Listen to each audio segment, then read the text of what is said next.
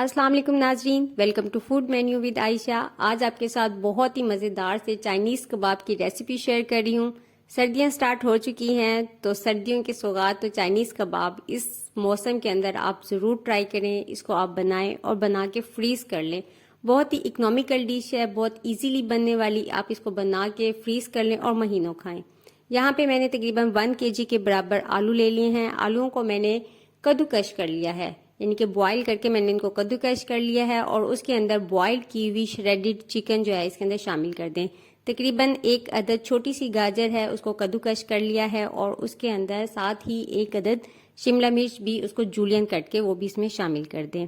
और 1 अदद हम बंद गोभी है, उसको भी आप जूलियन कट कर लें, वो भी इसके अंदर शामिल कर दें। यानी कि 3 बेसिक सब्जियां गाजर, शिमला मिर्च और बंद गोभी वो इसमें शामिल कर दें।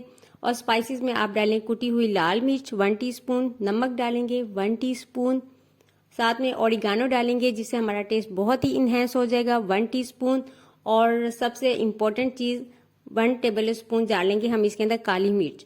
इन तमाम स्पाइसेस को अच्छी तरह से मिक्स कर लें। ये बेसिक स्पाइसेस हैं जो हमारे खाने को चाइनीज़ बनाते हैं। यहाँ पे मिक्स करने के बाद हम इसके अंदर शामिल करेंगे तकरीबन 4 टेबल स्पून जितना कॉर्न फ्लोर।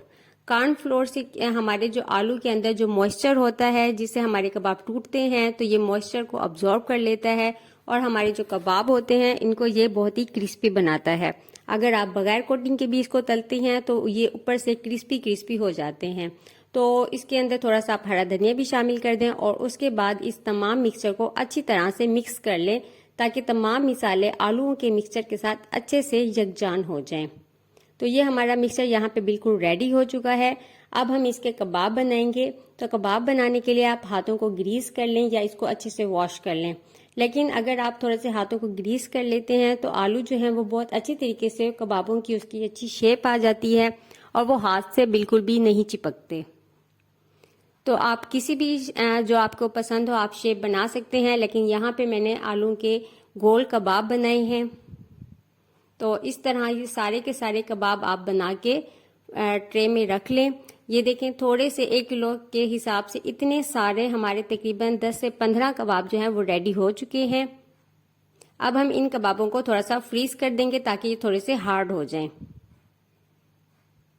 ये हरे भरे कबाब बहुत ही इकोनॉमिकल हैं, आप इसको बना के रख लें, शाम में इस्तेमाल करें, बच्चों को लंच बॉक्स में दें। इनके साथ आप कोई बर्गर बना लें, टी टाइम के लिए परफेक्ट है।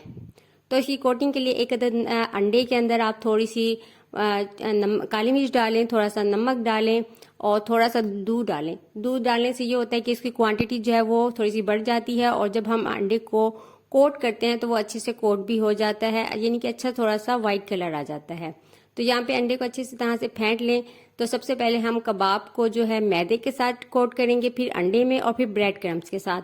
अनफॉर्चुनेटली ये वाली जो वीडियो थी ये मैं रिकॉर्ड नहीं कर सकी। उसके बाद मैंने कोट करने के बाद फिर मैंने इसको फ्रीज कर दिया था। बहुत ही इजी वे है इसको कोट करने का, कोई मुश्किल नहीं है।